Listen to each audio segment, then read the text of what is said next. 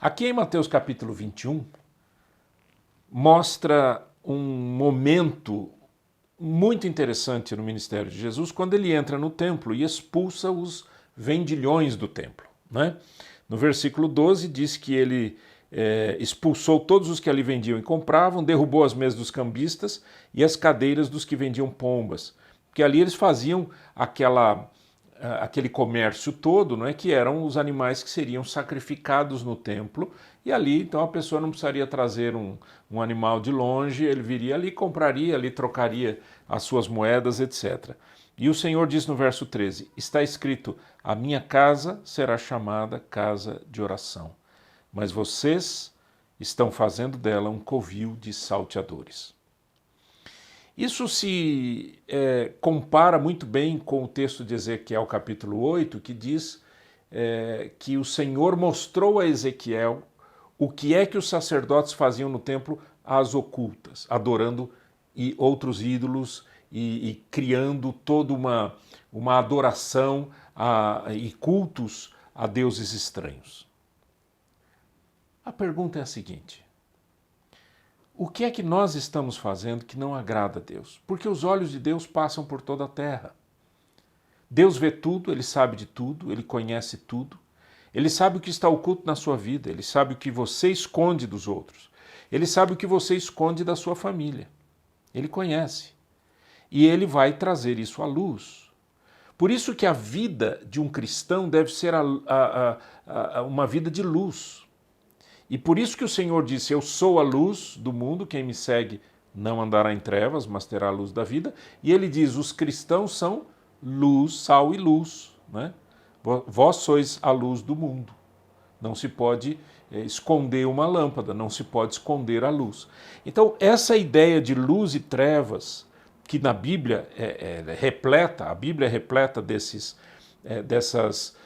momentos e dessas explicações do Senhor, dizendo, vocês estão ocultando isso, ou vocês estão vivendo nas trevas, ou aquele que vive nas trevas não quer a luz, e a luz brilha, a luz revela e assim por diante. Então a pergunta é, o que precisa ser retirado da nossa vida?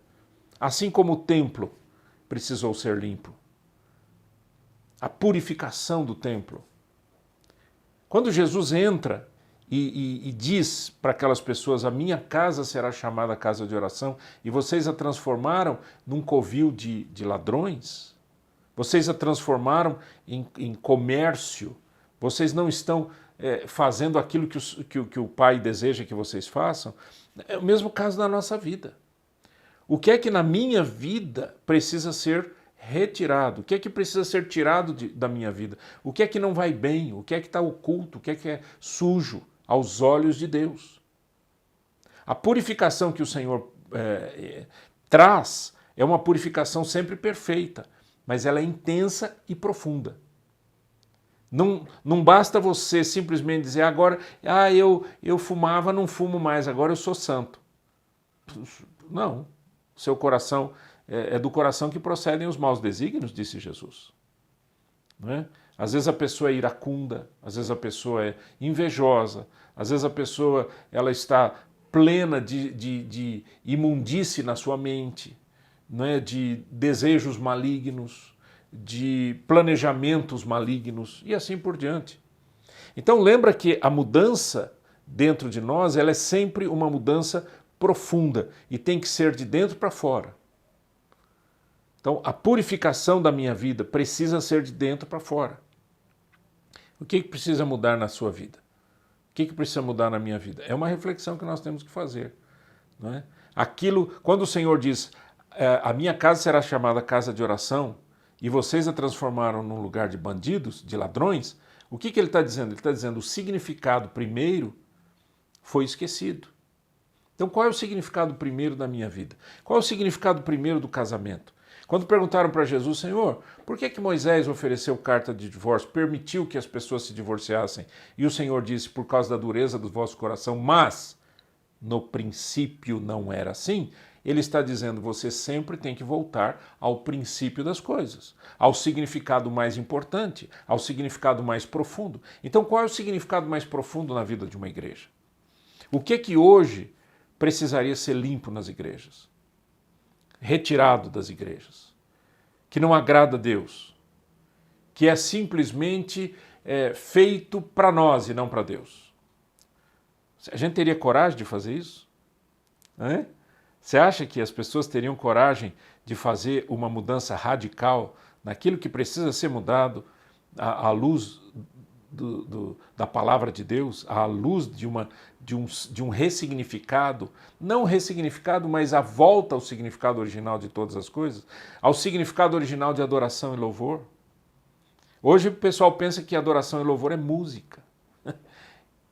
Lé do engano. Música é uma forma de louvor e adoração. Eu preciso louvar e adorar a Deus no meu coração, na minha vida, eu não preciso cantar. Mas se transformou a música, quase num ídolo hoje, dentro das igrejas.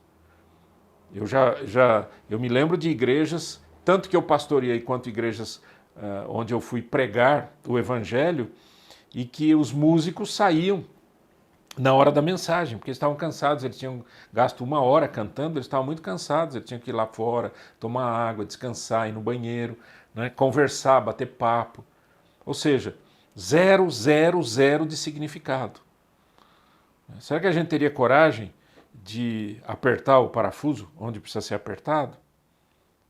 O que a minha igreja faz hoje que parece mais um covil de bandidos do que um lugar de adoração e de oração? O que a gente precisaria limpar da nossa vida, na nossa família? Está aí uma reflexão para você pensar e responder diante de Deus. Deus nos abençoe.